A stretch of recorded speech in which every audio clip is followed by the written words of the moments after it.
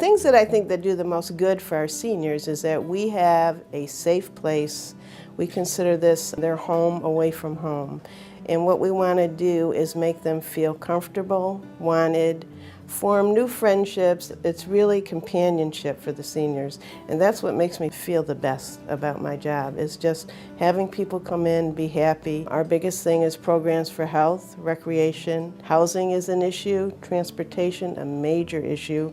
We're lucky that we have a van available to the seniors, and in a year we'll do over 2,400 transportations, either for medical appointments or for programs here at the center. So again, another service, and I think we're very, very service-oriented at our senior center. We question the seniors and ask them what's important to them, what do they see as issues, and then we try to find the programs that address those issues. And the other thing that I think is fantastic is our seniors give back. We have over 120 volunteers that not only help the senior center, but they help widely in the community and all the different agencies that need those volunteers in order to operate.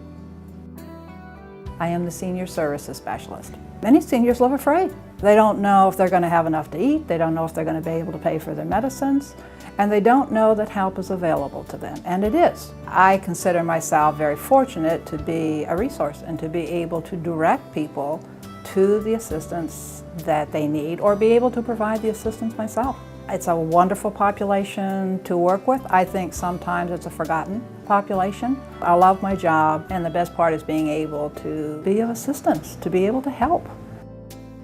With our relationships with our seniors, the thing that stands out the most is that obviously they become family members to all of us.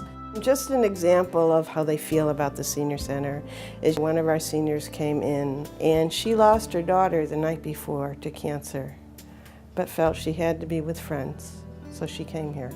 We have many seniors that come in and say they do not know what they would do if we were not here for them. I'm here and our whole staff is here because we love what we're doing, we love seniors. It is extremely important for people to support the United Way, and without United Way and the fantastic services that they provide to all of us nonprofit agencies, we would not literally survive.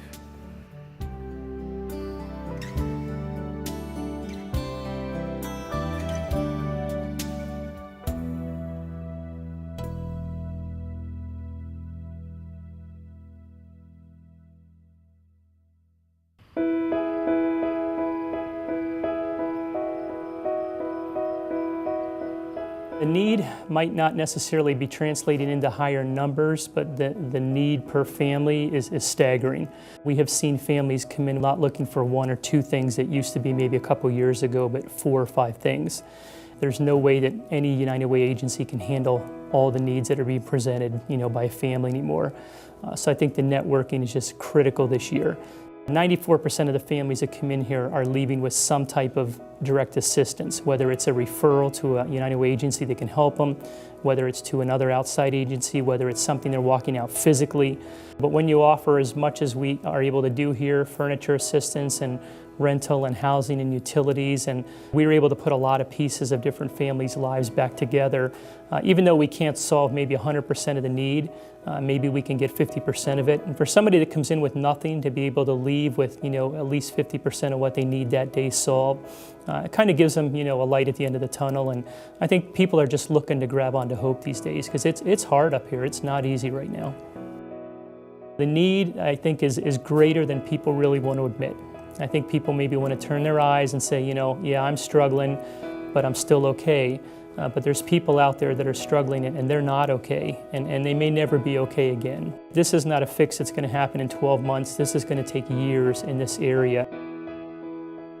Really, everything that we do is helping children directly. I mean, if you're keeping a family in a house by keeping their lights on or paying their rent, the kids are being helped. If you're sending them to summer camp like we do every year with local kids, the kids are being helped. It's kind of staggering to think about because we don't really focus on children, but almost 1 out of every 2 people that we've served in this past year have been 18 years or under. The message is this is not a time to pull back. This is a time to, advance. It's a vicious cycle if you think about it.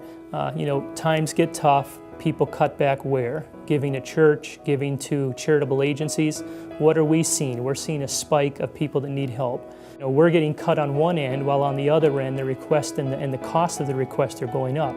So I think we've got to be honest with ourselves, and the people that are in a position to help have got to be the ones that step up and help. I'm giving more, and I wouldn't tell you that if I wasn't. I'm giving more because the need is greater. We can't walk through life with our eyes closed or with blinders on. We have to be real to the reality of what's going on out there. Times are tough. I've never seen anything like it in my 20 years. And these are the times that we really need people to step up and help their neighbors out.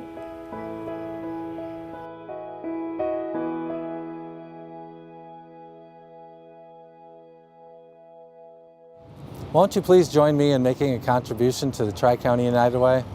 The Tri-County United Way, their member agencies, your friends, families, and neighbor would really appreciate any donation. You can make a difference right here in your own backyard. Thank you for your consideration.